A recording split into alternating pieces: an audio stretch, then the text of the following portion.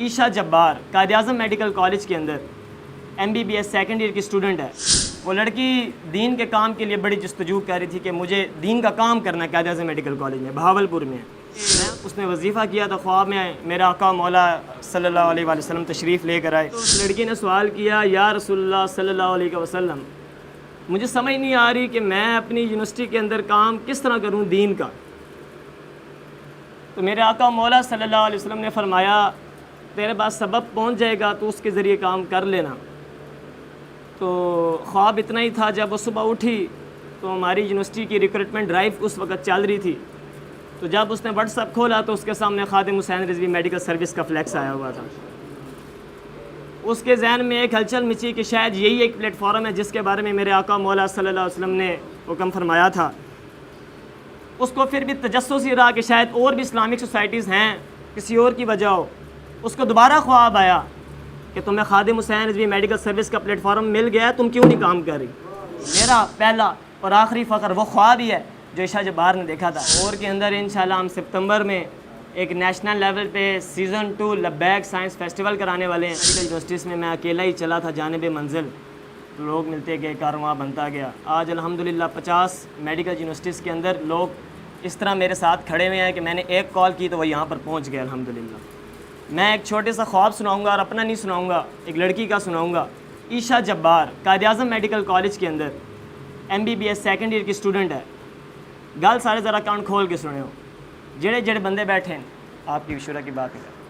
ہم لوگ یہ سمجھتے ہیں کہ یونیورسٹی کے اندر کام کرنا مشکل ہے، یا جو ہمیں دشواری پیش آتی ہے، یا جو لوگ یہ سمجھتے ہیں ہم کسی اور طریقے سے کام کر سکیں گے، کام انشاءاللہ ان Khadim Hussain Rizvi educational welfare service کے ذریعے ہی ہوئے گا انشاءاللہ، جیڑی اسی بنیاد رکھ چھوڑی ہے۔ Aisha Jabbar Quaid Azam medical college MBBS second year student. میں لانگ مارچ میں تھا، مجھے کال آئی، مجھے خواب بتایا گیا۔ وہ لڑکی دین کے کام کے لیے بڑی جستجو کر رہی تھی کہ مجھے دین کا کام کرنا ہے قائد اعظم میڈیکل کالج میں، بہاولپور میں۔ میں اس وقت شاید گجرانوالہ پہنچ چکا تھا۔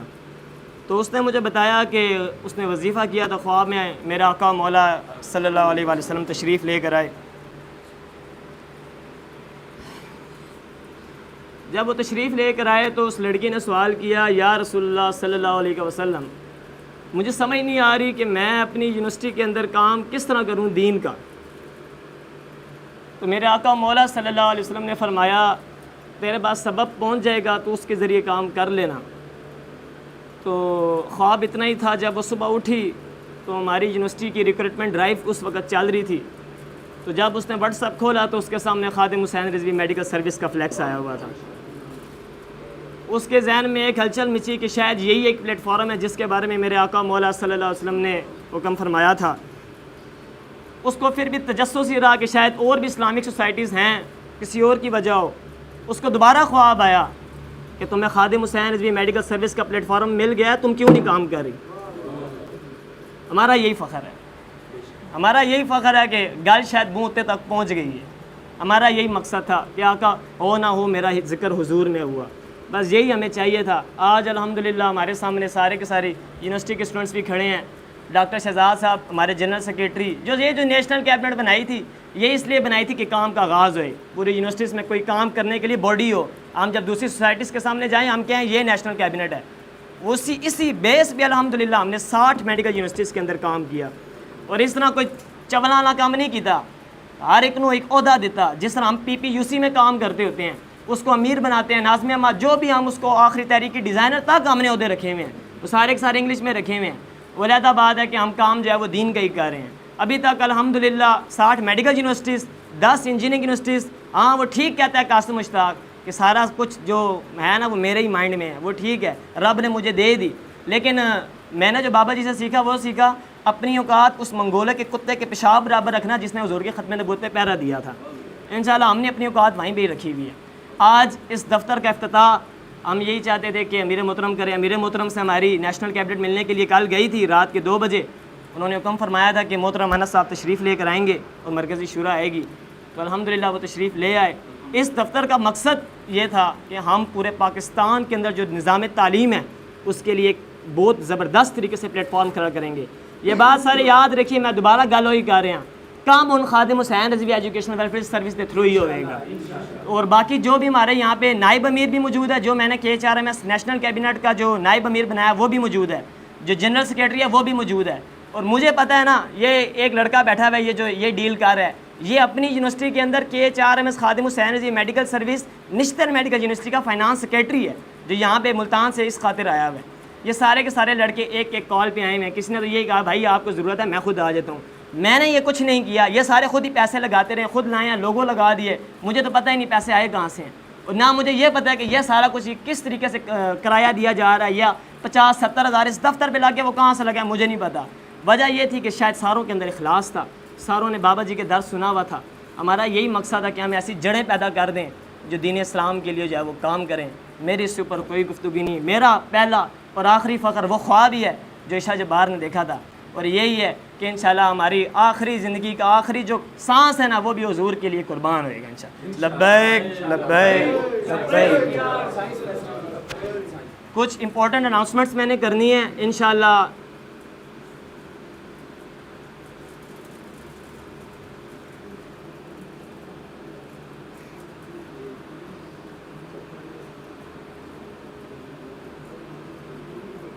لاہور کے اندر انشاءاللہ ہم سپتمبر میں ایک نیشنل لیول پہ سیزن 2 لبیک سائنس فیسٹیول کرانے والے ہیں, جس کے اندر ہم پورے پاکستان کی یونیورسٹیوں کو بلائیں گے.